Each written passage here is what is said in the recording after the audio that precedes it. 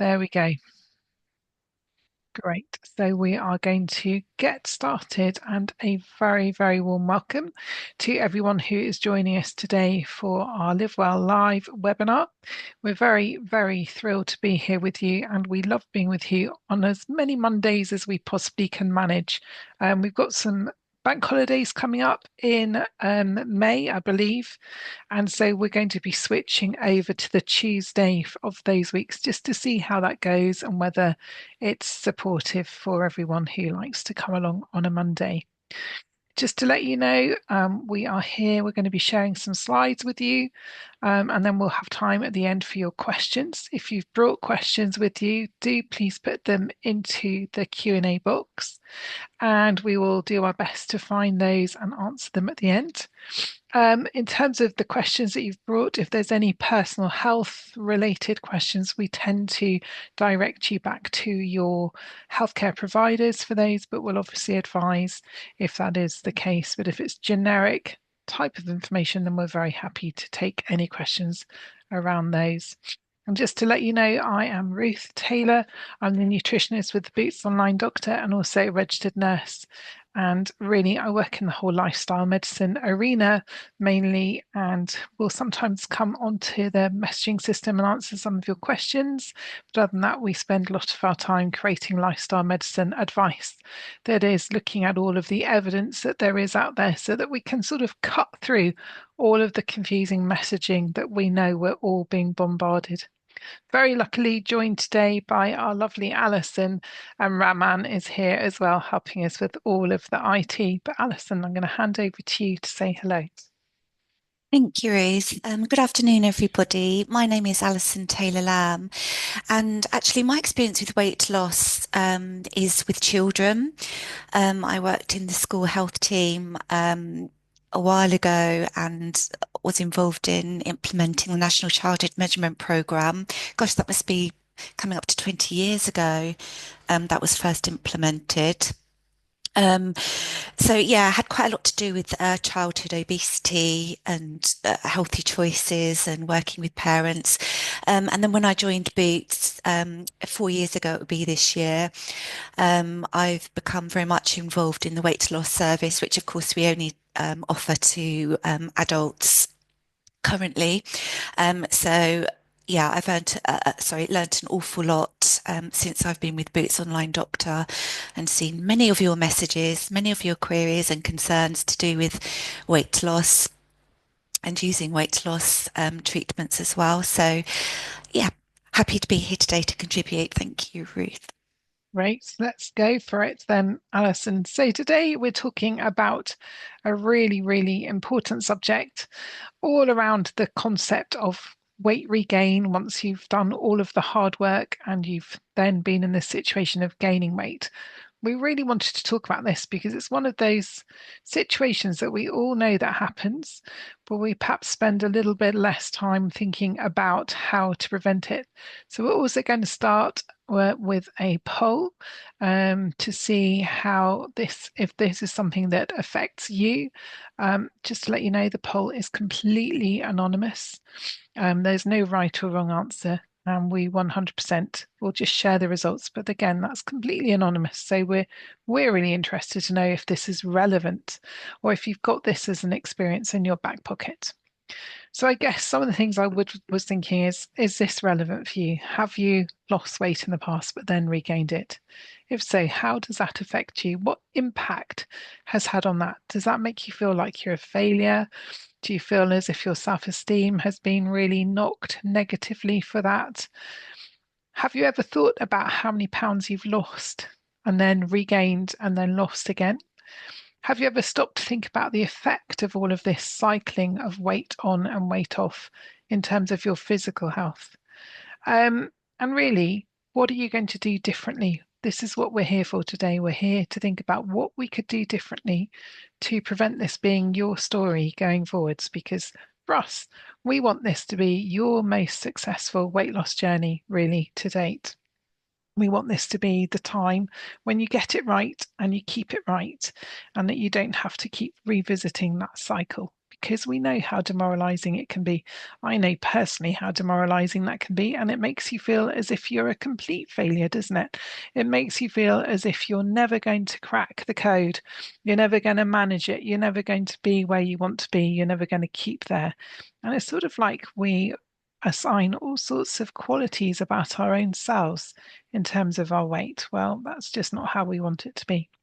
And I can see for 98% of people who've answered the poll that this is absolutely that you have lost weight and you've regained it. So thank you for answering honestly. For some people, it's only been a few pounds. Well done to you. For many people, so around 40%, all of the weight you had lost. And then for 55%, it's all of the weight plus extra. And that is a very common story, isn't it, Alison? It's sort of really Yeah, upsetting to know, but it is, it's really common. it's really telling, isn't it, when you see a visual like that of how difficult losing weight and keeping it off actually is. Yeah, yeah, very much. So Yeah. thank you for being here as well. So I can see that for 95% of the people who've taken part in the poll, it's really important to keep your weight off this time around. And also just a little bit of thinking about what it is that perhaps has been the biggest challenge in the past. Because I think also awareness of what your challenges are is really important. Having that openness, honesty with yourself, really facing up to the things that trip you up is going to be really, really important. So a lot of you, say 35% of people are saying in the past when you've met your goal, you've lost your focus. So that's really interesting, isn't it? And for about 30% of you, emotional eating is a really key factor. So thank you so much for your honesty. It's really helpful for us to know that this is an important subject. So the research tells us that many people who lose weight will regain it again. And we think from looking and diving into the research that that's because when you go on a sort of health kick, you almost get into the mindset that this is a diet, that this is sort of like a set period of time where you're going to be really focused and really healthy.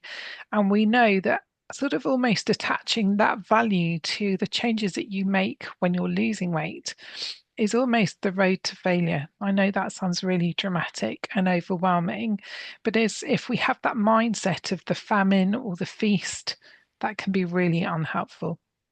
We know that many people, when they're losing weight, will restrict their calories so much so that they'll have dramatic weight loss. They'll feel really great.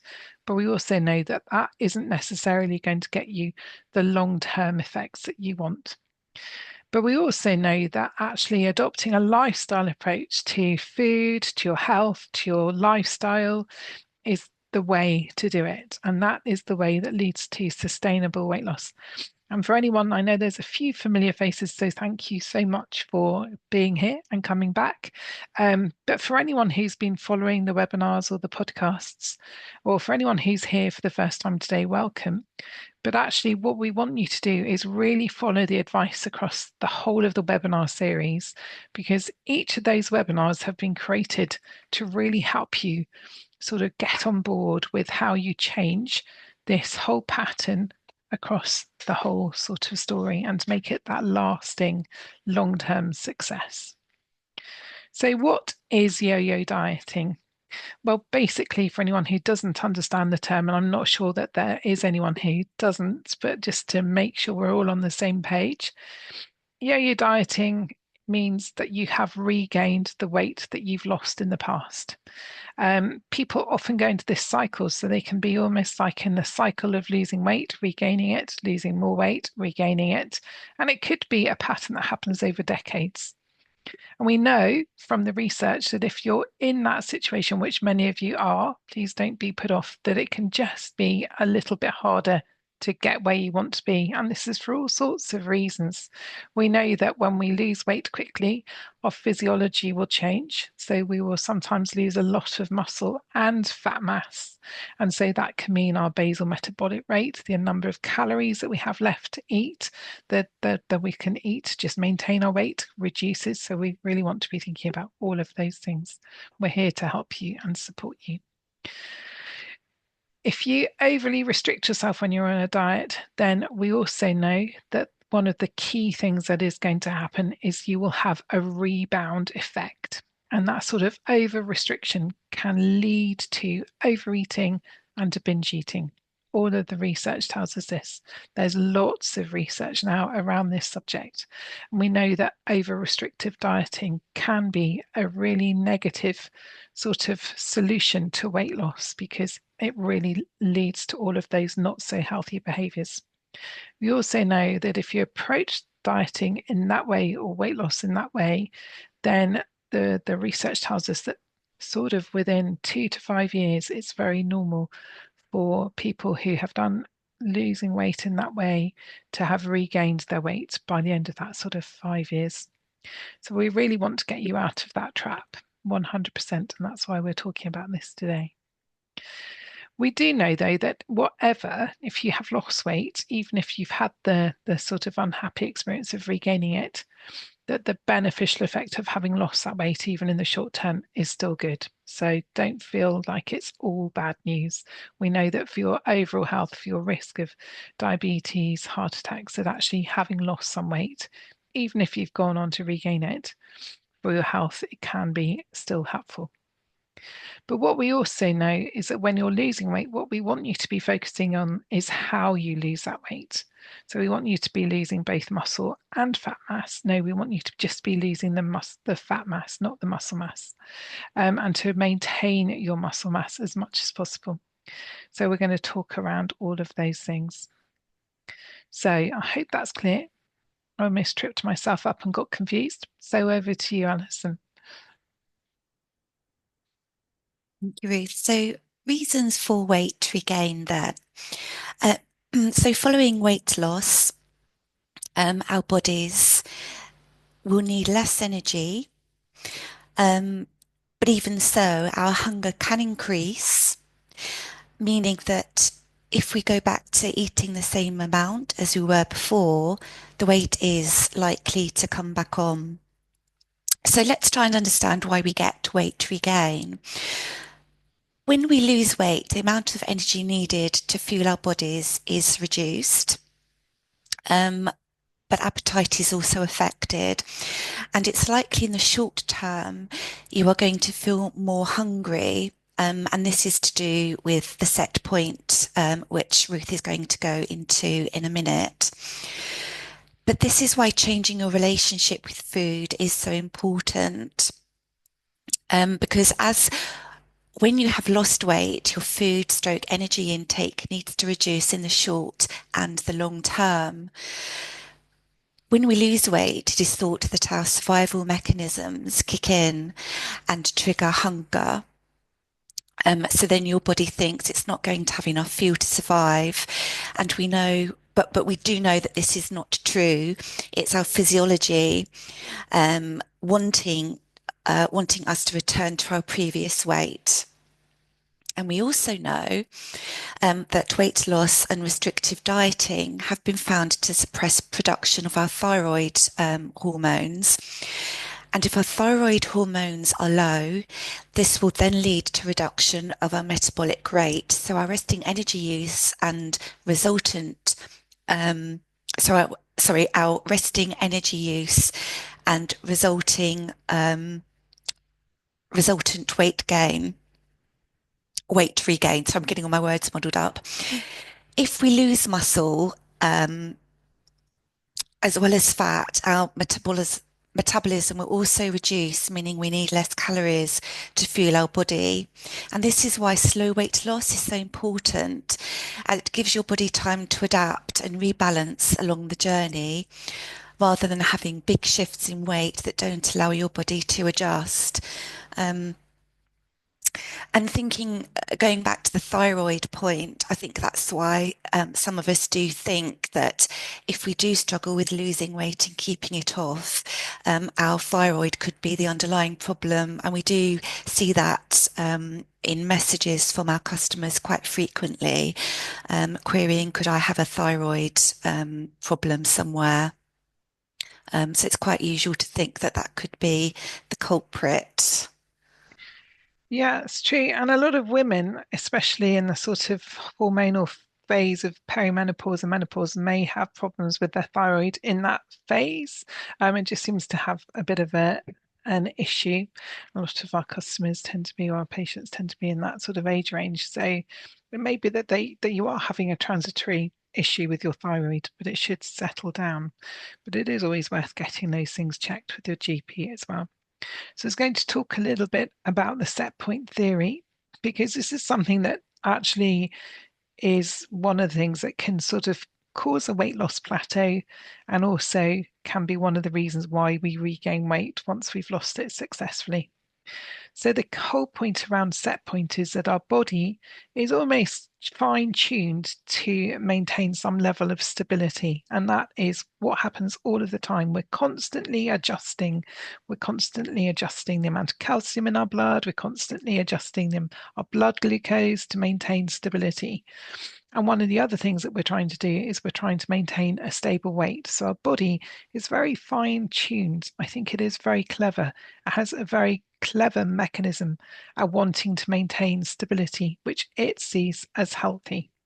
So when we lose weight, our body is expecting us to be back in a state of health, which was perhaps our previous weight.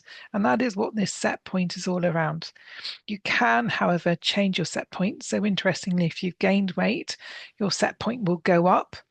And gradually, as you lose weight, your body will recalibrate. So we think the research tells us that a plateau is really about that recalibration that happens. It's almost like your body working with you and understanding that your new set weight is lower than it was before. So, one of the things that we need to work on when we hit our goal is that we need to just let our bodies level up, and we just need to keep our eye on the ball. And I think a lot of you have said that one of the things that you do, I think it was about 30%, a lot of people previously sort of almost you lose your focus when you hit that goal. We lose our focus. And I think that's a very normal human behavior.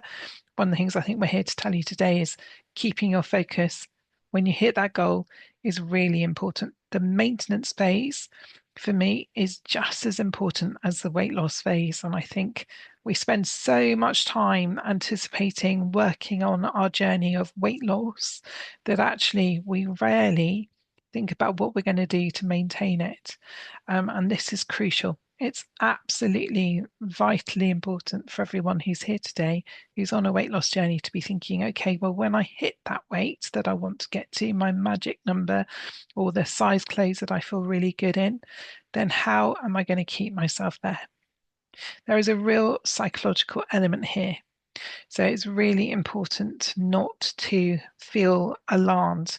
One of the things that we know that will often happen when you hit your sort of goal weight or the where you want to be is there'll be almost a little bit of adjustment. So it might be that you will notice a little bit of weight regain. That's okay. We expect that. We absolutely anticipate that a couple of pounds here or there may go back on. And that's one of the things you should just not be derailed by, because we know that that will be the case.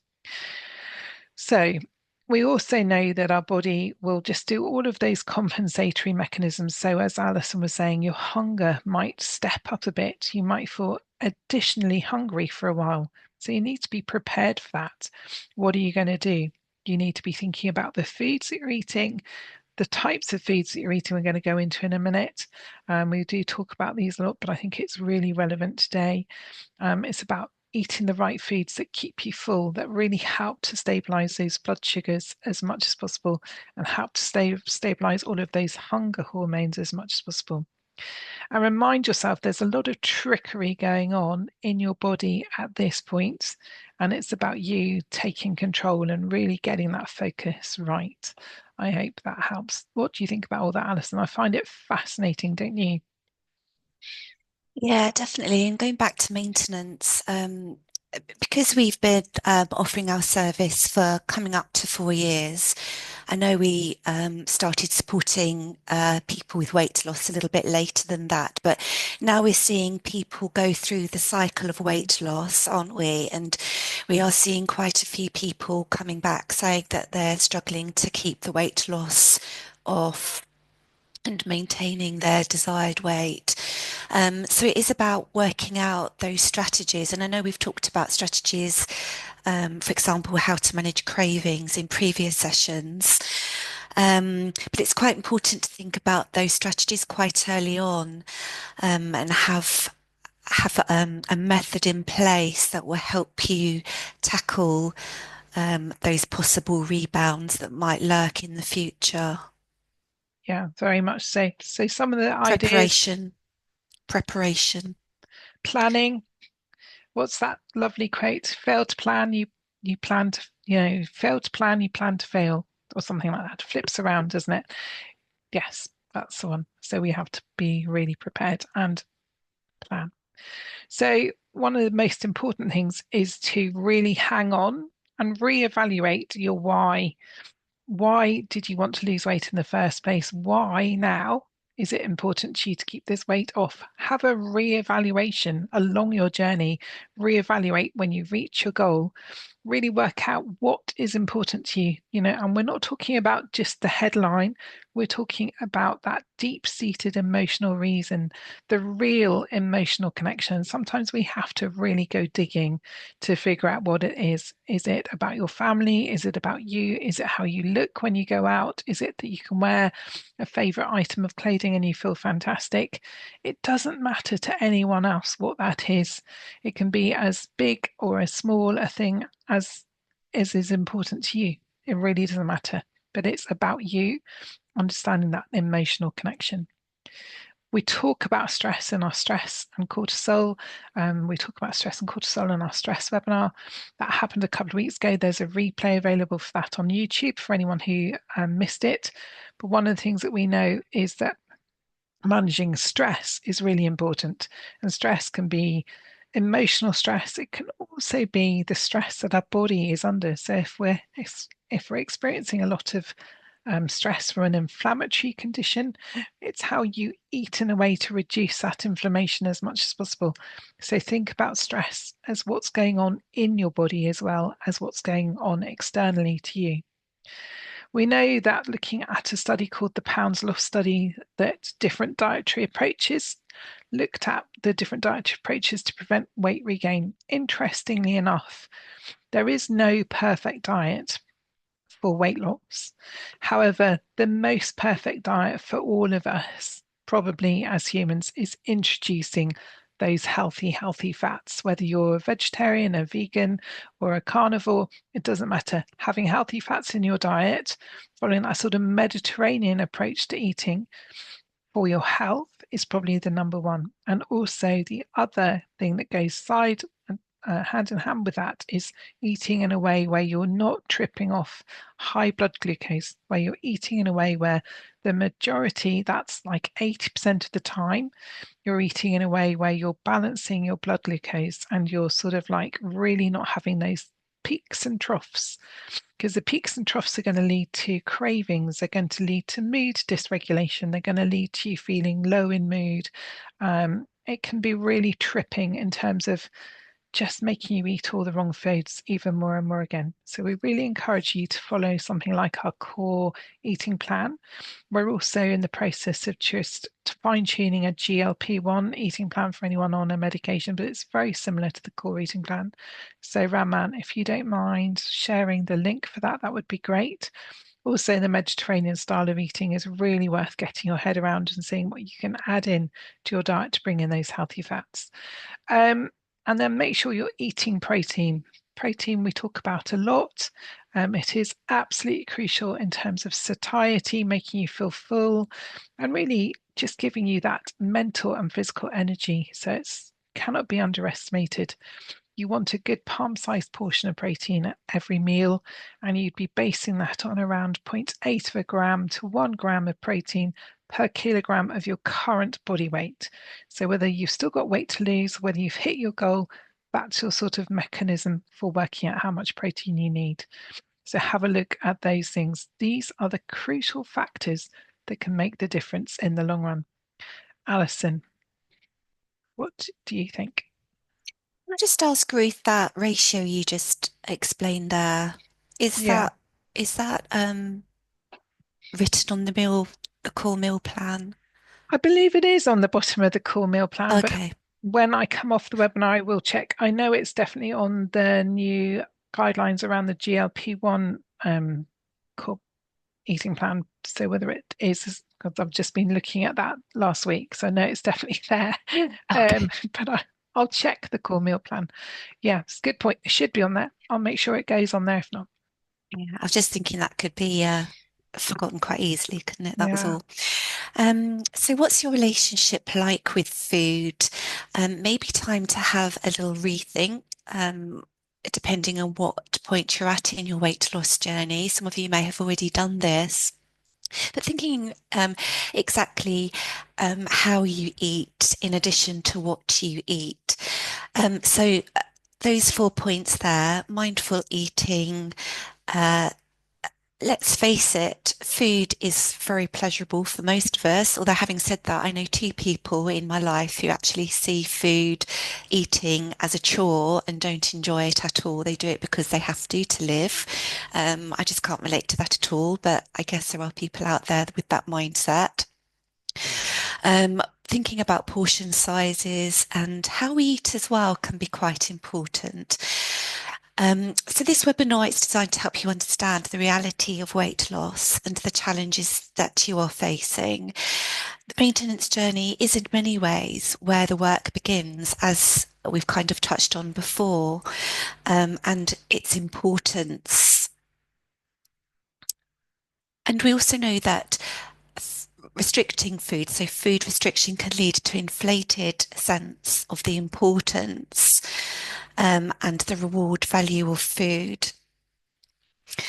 So if you have been depriving yourself of food, um, which I guess some of us might do at some point, in many different formats, research tells us that you are more likely to overeat as a result of that, and your focus will be on eating to satisfy a larger appetite. And this is likely to be psychological hunger, but we can get rebound overeating as a result of that. This can also increase a desire and preference for high calorie sugar and high fat foods, which of course are our enemies when we're trying to get ourselves to a healthy weight. But seeing food as a reward can lead to feasting after a diet. And of course, if you feast after a diet, you're more likely to put on weight again. Weight loss has been found to trigger rebound overeating. And if we work with the diet mindset, you can often put yourself into a space of what we call dietary jail. And you are on a diet with a diet mindset. Um, So temporary period of restriction of food gives the whole sense that at some time in the future you will no longer be dieting and making up for that lost time. So boom and bust almost. So you're depriving yourself now. Maybe you can see a light at the end of the tunnel when you come out of your dietary phase, and then you're back to eating as you were before, which of course completely undoes all your hard work. So it is about resetting how your mind thinks about food. So we need to change from a diet mindset to adopting a healthy lifelong relationship with food, which we know possibly is a lot easier said than done. But a change in attitude towards food can make all the difference. And having that commitment to weight loss, but not only that, all those lifestyle attributes that sometimes we forget about that contribute to weight gain, such as general health, good sleep, self-esteem, and self-confidence, of course, all play a part in that. And we do very often, Ruth, don't we, and Raman, we see some messages from patients who, or customers, sorry, who go on holiday and they decide to have a break from their weight loss regimen. And then they come back, they've put on weight. So this concept of food being for pleasure actually can have a big part to play in thinking, actually, I'm going to have a rest now from my weight loss journey because I really want to enjoy my food. But actually, you can enjoy your food throughout your whole weight loss journey. It's all, of course, about rethinking that, thinking about what you're eating. Coming back to our 4 points here, portion sizes, how you eat and what times of the day you eat, whether you snack between meals, all those sorts of things that, of course, you will know that we've talked about before. Um, Weight loss can heighten our view about food, and increase its reward value. If food is restricted, food takes on a greater importance, so it takes priority over other important things. Um, and we also talked a few weeks ago about self-sabotage. I don't know if some of you might remember who came. This is an important issue to be wary of as well, because it can divert you back. It can really undermine long-term success, and prevarication, not being honest with yourselves, not telling the truth, lack of self-belief, and maybe blaming others for your unhealthy choices all have a part to play. Yeah, such it's so important, isn't it? That self-sabotage. We know that many people who are on this weight loss journey can really sabotage their own efforts. And if that's you, it's just about paying attention to that and owning that that might be something that's going on for you. So I think that leads us nicely into thinking about, apart from food, what else could, Sorry, Ruth, I just wanted to say as well, sorry on that, sorry to interrupt you, but just on the point of how you eat, I just wanted to say that it's just so important to think about eating, think about how you're eating, try not to rush, really think about churning up your food inside your mouth completely and utterly, swallowing slowly, and enjoying that moment because rushing your meals actually also has a significant part to play in the overall picture of losing weight and how you see food and how you relate to it and treat it. yeah, I talk to people a lot, and there are many people who admit when we sit and talk that they're perhaps eating a little bit too quickly, almost inhaling their food rather than savoring.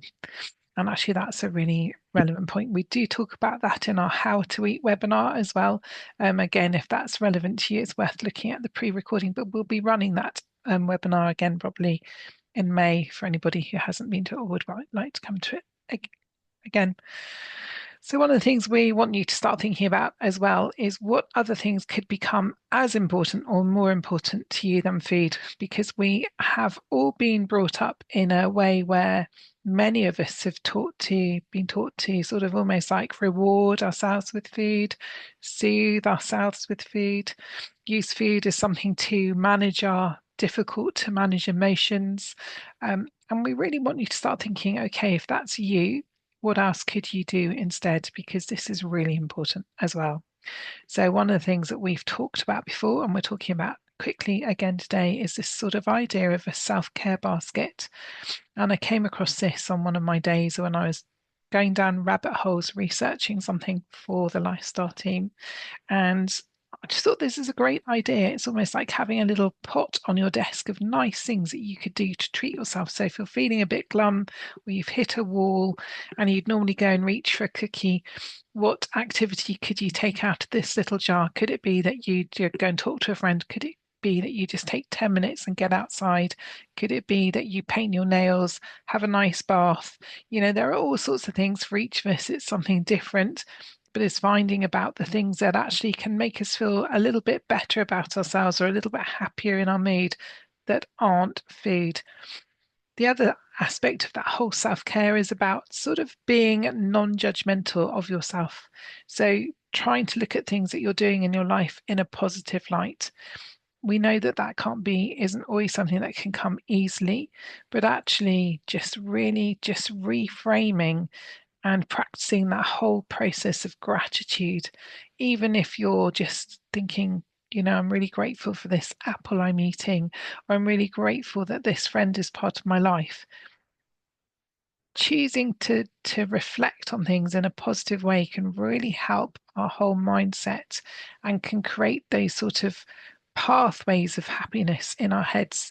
And I think we forget how important those pathways are. So give that a go. See if you can start boosting your happiness from other things.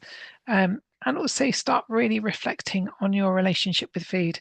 Is it where you want it to be? Is there a scope for improvement? And what are the key things that you need to do to really move forward with this? So, yeah, Alison, last words thinking from you, I think. And then we're going to move on shortly to questions. Yes, the nourish. Um, it's really important to use your weight loss journey as an opportunity to learn to love the foods that love you, to recalibrate your appetite, retrain your taste buds. Try and divert them away from those sugary, high fat content foods. As I'm looking at that lovely piece of watermelon there, and shift away from the addictive foods that we know contain more sweeteners, e-numbers, all those bad agents that we know can hinder our weight loss journey, plus our general health as well. Learn to love the food that loves you back. Make healthy choices. Make healthy meals that you enjoy. Tune into your appetite. Avoid snacking between meals. I feel like I'm reeling off a shopping list now. Create healthy habits for life. And resistance exercise, thinking about weight bearing to maintain muscle mass. And that doesn't have to be onerous. Um, you don't even have to go to the gym for that. You can, not that I would promote everyone buying weights, but you can get just a set of dumbbells. Actually, you can buy dumbbells singly from places like Decathlon, and just having a couple of dumbbells at home and committing to doing a little bit of weight bearing on a daily basis to help build up that muscle mass. All those little bits and bobs all put together can really be beneficial and help you. Yeah, it's so true. And it is just about biting little pieces of the cherry at a time, isn't it? I think. And having a community, I think, finding the people who support you. Is it your friends? Do you need new friends who support you? Some of my friends can really sabotage me when I'm trying to be healthy. They love me to go out and eat cake and drink coffee. And actually, sometimes you just can't do that. And some friends are really accepting of that and very supportive, and others less so. So, who are you hanging out with? Do you need to find new people to hang out with who really support you to be good most days and have occasional treats? That's what we want from our friends. Somebody who can be accountable with, that you can sort of give some shared accountability. It's really worth considering.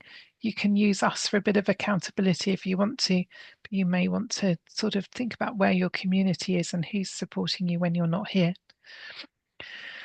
So that really brings us to the end of today's slides. Just to let you know, we've got a couple of webinars booked in for the end of March and beginning of April. The one in April, I think, is that going to be, they're both Mondays, aren't they? So next week, we're going to be looking all around the secrets of our gut microbiome, complete passion area for me. So I'm very excited to be talking about the gut microbiome and how it really does, how the research is telling us how it impacts on our weight management. And then we're going to be thinking about those key things for lasting weight loss, a little bit like today, but with a slightly different emphasis. So do join us for those sessions, and we're going to come now to your questions. So, Alison, let's dive in. Are you okay? Can you see the Q&A box all right? Or do you want me to read out the questions? And also, I No, know, Raman, there's probably some as well in the chat box. If you don't mind gathering them up as much as you can and putting them towards the bottom of the chat box, that'd be really helpful for us. Sorry, Alison, I interrupted you. no, I was just saying I can see the chat box. Yes, thank Brilliant. you. And the Q&A box? Q&A, that's what I meant. Yeah. Okay, perfect. All righty. Very good. So somebody is asking what role do hormones play in weight loss and weight gain, especially when trying to break this cycle? Yeah, hormones are your number one friend or foe. So, um, Joanne, those webinars are the next couple of Mondays. So just always know that they're generally on a Monday at 1, unless it's a bank holiday, they're going to be on a 2. Hormones, Alison, they're it, aren't they? If we balance our blood sugar, I always think hormones work as an orchestra. So no hormone works in isolation. So a good starting point for anybody who's on a weight loss journey is to balance their hormone called insulin. The production of insulin is a really key element to weight management. And if we get all of those hormones starting to settle down, then we start managing our stress hormones. Then that may have an impact on our thyroid hormones and our sex hormones. So all of the hormones, are relevant, but actually we can fine tune and we can balance those hormones from one direction. So really, really start there, start simple. Don't overwhelm yourselves. Yeah, and we know that menopause, sorry to go on a female only topic, but we know that menopause can throw hormones out and deregulate everything. And I guess it's lots your orchestra instruments, Ruth, out of tune and out of sync with each other. So there are times, and I don't know if this was spoken about in the menopause webinar, but during those particular periods, you just might have to be more in tune with your hormones and work a little bit harder to get them all synchronized nicely as they were before. That, yeah, so true. There's some really great comments in the chat box that I'm just seeing. So, Sabira, you're saying that you restricted yourself and had no unhealthy snacks for 15 months. You lost weight, but then began to crave unhealthy snacks such as biscuits and ice cream. I think that absolutely is what we've been talking about. And Ben, you're saying the diet language really resonates. I've lost count of the amount of times I've said my diet starts Monday. Me too. I used to be one of those people as well, Ben. So we're there with you. It's not that. Let's go for the mindset, the lifestyle approach. Let's be the people who are they're getting it right 80% of the time and can have those treats maybe 10 to 20% of the time, depending on where you are in your journeys. Do you know what? I Yeah. think we've answered this question in the slideshow. Can you The one explain how about, metabolism, yeah, is yeah. affected by repeated weight loss Yeah. and So, regain? so when you lose weight, your calorie requirements will reduce. And when you lose weight, that will affect your basal metabolic rate. So that's your calorie requirements. But also, depending on how you lose weight, will have an enormous impact on how much of an impact that's happening. If you crash diet, if you lose weight really quickly, the research tells us that not only will you lose the fat mass that we want you to lose and you want to lose, there will also be a risk that you'll lose muscle mass. If we lose muscle mass, then our basal metabolic rate will reduce. So we'll need less calories because muscle burns calories faster than fats. So that's really important. We use something like it's quite a significant difference. So if our body has more muscle, we'll be more metabolically active. If we lose more muscle, well, our metabolism will reduce even further. So it's really, really important. So one of the things we're very keen for you to do is all of the resistance exercise that Alison was talking about. It doesn't have to be gym building. It doesn't have to be that you become a muscle bound person. You just need to be working on the strength of your muscles and maintaining that strength because that's the thing that's going to keep you where you want to be and help you get there in the first place. So this is crucial. So Yeah. that's really, really helpful to understand. I think if you've been in the repeat cycle of yo-yo dieting and you've done the sort of crash starting on Monday, crash diet, here we go again by Thursday, Friday, all the naughty things are beginning to creep back in, or maybe 3 months later, the flip of the coin is happening and you regain the weight. What we know when that happens is if you're doing that yo-yo, is you're potentially going to put fat on. So you might have lost fat and muscle. You'll regain fat, so your body composition shifts. So maybe you go back to the weight that you were before, but the composition of your body will be different. You won't generally have the same muscle mass as you had right at the very beginning if that's been a crash diet. So metabolically, you're in the position of your body weighing what it used to weigh, but you need less calories because you've got less muscle. as part of your body composition.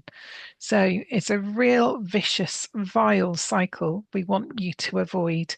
And this is why we talk about this. So I really hope that helps. I'm quite passionate about this, I guess, because I know I've been in that trap myself and I've read so much about it that it just really upsets me. And we really need to understand how to move away from that as much as we can. I was also just going to chip in there about the psychological impact of Yeah. um, thinking about building up your muscle mass as well. Because actually, when you see your physicality changing, toning up, becoming more pleasant to look at, and this is, totally your opinion of yourself, no one else's opinion matters, and actually that can really spur you on to and motivate you into wanting to carry on and continue on that weight loss journey and continue to incorporate a little bit of weight training in there as well. Yeah, it's such an important point. I really totally, and how you feel about yourself when you look in the mirror is so caught up in your Yeah, self-esteem, isn't it? yeah, no, Yeah. absolutely. And actually toning, you might not notice the scales changing, but actually how you look and your measurements will be very different. So it is really worth thinking about that as well. Somebody's asking about how you can distinguish between genuine hunger and emotional cravings. Great question. We have a whole webinar on cravings because it's such a big subject.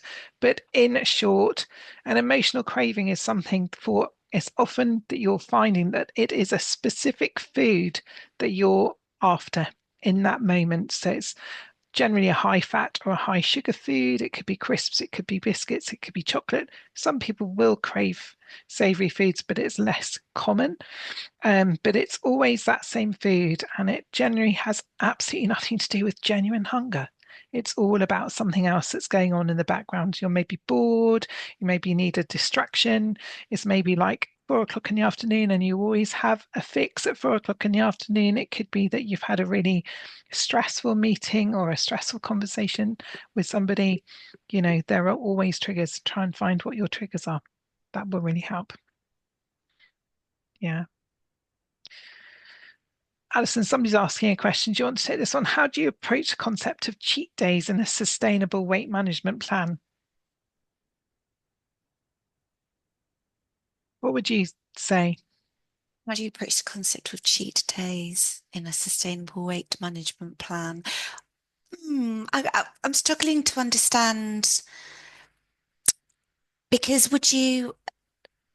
I'm assuming you wouldn't have cheat days incorporated into the weight management plan. I think I Am would I? say I think that's that it is back to that. What I'm reading that is back into that whole diet mindset where people, would perhaps weigh on a Friday morning, which meant that the Friday was their day off and they could just eat whatever they liked. Or I know lots of people who are really healthy and focused Monday to Friday, and Friday evening arrives, maybe their wine and the nibbles come out, and it's almost like they're almost like off that. They've got a day off. Yeah, Uh, it's a bit like the taking a break for a holiday yeah, yeah, scenario, yeah, isn't it it? is. But people can get into the trap of almost doing that very regularly. So I do really understand that that's something that happens. And I think I, in the past, would have done that. I would say try and retune to thinking about a treat meal, and actually there is a lot of research that suggests that actually just having something different, having that yummy treat food as opposed to cheat food changes our mindset around it, but it also can just wriggle things around. I think our body quite likes a bit of a challenge, but it doesn't want too much of a challenge. So one meal in a week probably is enough. And if you do that and you do that mindfully with huge pleasure as well, really enjoy it, don't feel bad about it because we want to get out of that boom and bust cycle and the boom and bust thinking, I would say. Yeah, and I think cheat days or treat days, but they're kind of setting you up to fail, I think, because the more you start to think you can have and it's okay, I think the more you're likely to have as time goes on. So it could end up in a slippery slope. Yeah. very much. Yeah, and cheat, yeah, just even those words, cheat days, even rephrasing that into something a little bit more sustainable, like you just mentioned, Ruth. Yeah, I just think we have to change our whole language. It's Mm, sort of an absolute learned language, isn't it? The whole diet culture, the whole diet mindset. We've just got this amazing language that has come along for years, I would say. So it's just really interesting. We're going to share our last poll while we're also answering your questions. So do have a look at this if you're still here, and don't mind answering those questions for us. Somebody's asking about how to improve your relationship with food to break that cycle.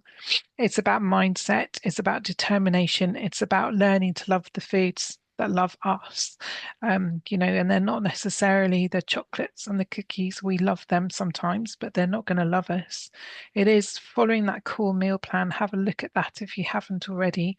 Raman's shared the link, but Raman, if you don't mind sharing it again so people don't have to drag their way back through the chat box.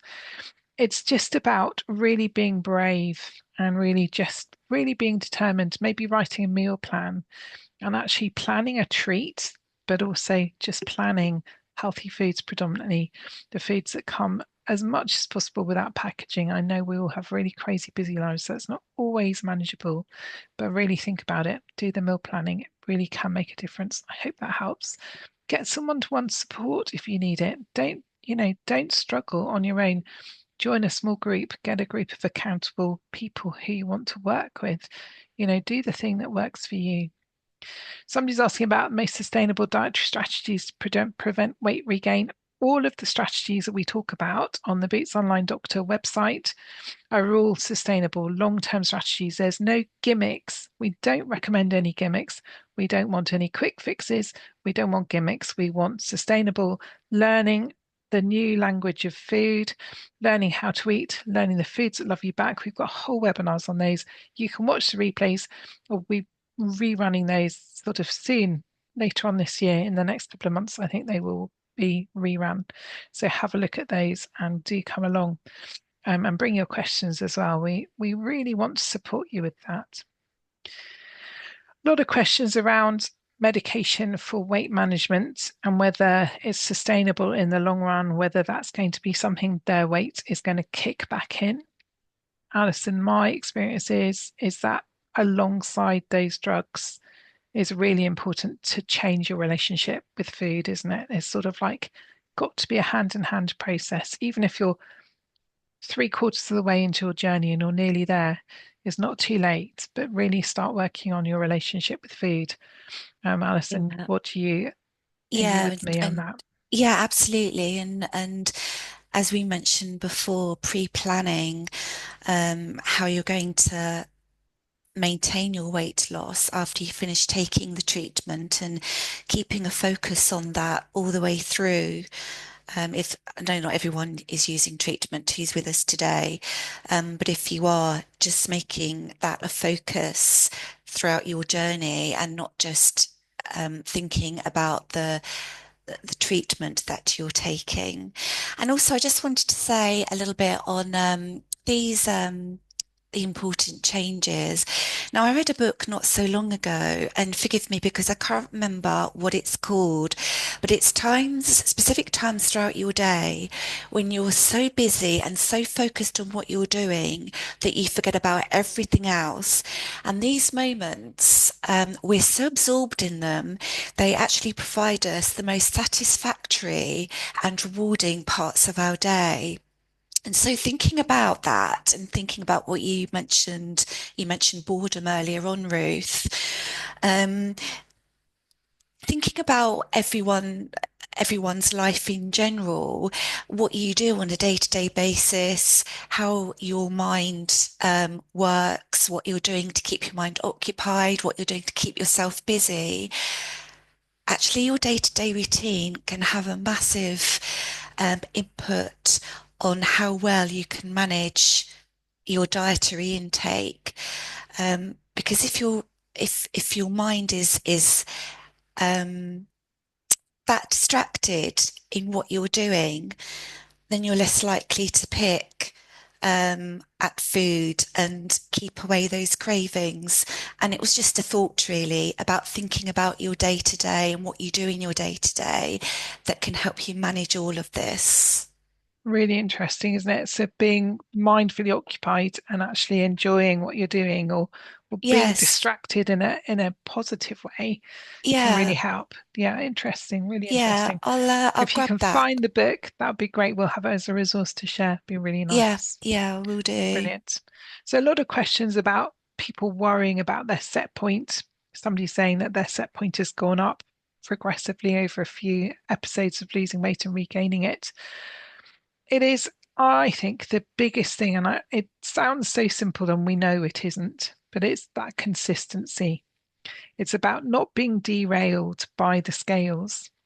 And it's about finding foods that you enjoy, that you can cook, that you like the flavors of, that are healthy. It's very simple in theory. We know it's not simple in practice. Otherwise, we would not be here. All of us would not be here for various different reasons. It's if you're struggling with your appetite, make sure you're filling your plate with half a plate of colourful vegetable. Make sure you're nailing that protein. Do that. Do that consistently, day in, day out, 3 meals a day. If you eat sugar-rich foods, the sort of higher glycemic rich foods, that will destabilize your blood sugar. When your blood sugar becomes destabilized, you will start experiencing hunger pangs, you'll start experiencing cravings, you're going to start experiencing a loss of control over your appetite. It shifts so quickly in either direction. It's amazing. You know, if you can get it right for 2 or 3 days, get to that fourth day of getting it right, you can suddenly feel like things are beginning to settle down. It isn't as awful as we all imagine. It's just about making that plan and sticking to it and just being really focused and determined. You may already be doing all of that. Make sure you're drinking plenty of water. Really keep hydrated as well. That's absolutely crucial. There's a lot of evidence around how to lose weight. We share as much as we're able to. And I think it is not complicated. It just needs you to believe in yourself and to keep that determination as well, because that's the bit. I can see there's a lot of desperation in the room, and I'm really sorry. There's people who've got learnt behaviors from childhood saying, I've got really bad, chronic bad eating influences since childhood, still into adulthood. Okay, take stock, journal, really work out what your emotions are that you're managing with food. What can you do about those? Do you need to work with someone? Do you need your GP to refer you for some support, emotional support around your relationship with food? For many people, that can make a big difference. So I hope that helps. It is really tough, and it's really great that you're telling us what's going on for you. So thank you. Um, I know I feel like I've only got a few minutes left. So is there somebody's asking about bone thinning and Minjaro? Interestingly, I read a paper that I was sharing with the lifestyle team last week about not Minjaro, not the GLP-1 medications and bone density, but actually weight loss per se. So if we do the strength training, if we do, somebody's asking about not being able to exercise. It's not about going to the gym. It's just about walking. It's about doing as much as you can to keep active. It's about, if you put the kettle on, maybe doing some press ups against the wall. It's about when you go to the loo, can you do another sit and stand on the loo just to get a squat in? It's about just doing as many simple things as you can to just get your muscles as strong as possible. If there are aspects of your body that are sort of weak, work on the ones which are less weak until you're in a better position. You know, it's about doing what you can. So the story about the Manjaro and bone thinning, my understanding is that weight loss per se can cause a loss of bone mineral density. So it's something we need to have our eye on the ball, and actually strength training is really important. Um, and making sure that you're eating the right foods as well. Alison, last thoughts from you. I was just going to make a comment on intermittent fasting there. One of the questions, I know we're running out of time, but there is a place for intermittent fasting, isn't there? And there's a lot of evidence to suggest it can be beneficial. Yeah, I absolutely. don't, There's loads of evidence to suggest intermittent fasting can be beneficial. Depends who you are, what your age is, how your health is. There is no one approach to losing weight that is relevant for everyone or safe for everyone. So you've got to work with you and your health and your health parameters. But the best thing you can do, most of us can do safely, is having a gap of 12 hours overnight. That is a way to have a good basic fasting every day. So you finish eating at something like 7:30 in the evening. You don't open the fridge and start nibbling till 7:30 the next morning. And if you did that and you cut out the snacking in between your meals, that is absolutely going to bring a whole level of stability to your blood sugars. so that's a really easy hack. Yeah, Yeah. it's you're cringing. You're thinking, no, Reith, I can't not have that biscuit in my break time. That brings us to the end of our time with you today. There are some questions we haven't got to, so apologies for that, but we have gone for the trends around the exercises. Thank you so much, and also for filling in that last poll. Lots of you are going to be doing menu planning. I can see that's the number one that is going to be the thing, and that mindful eating. So good luck with that. We Yeah. are back next week. Thank you so much for your help today, Alison. It's been great having you here, No, and thank you. Raman for your support.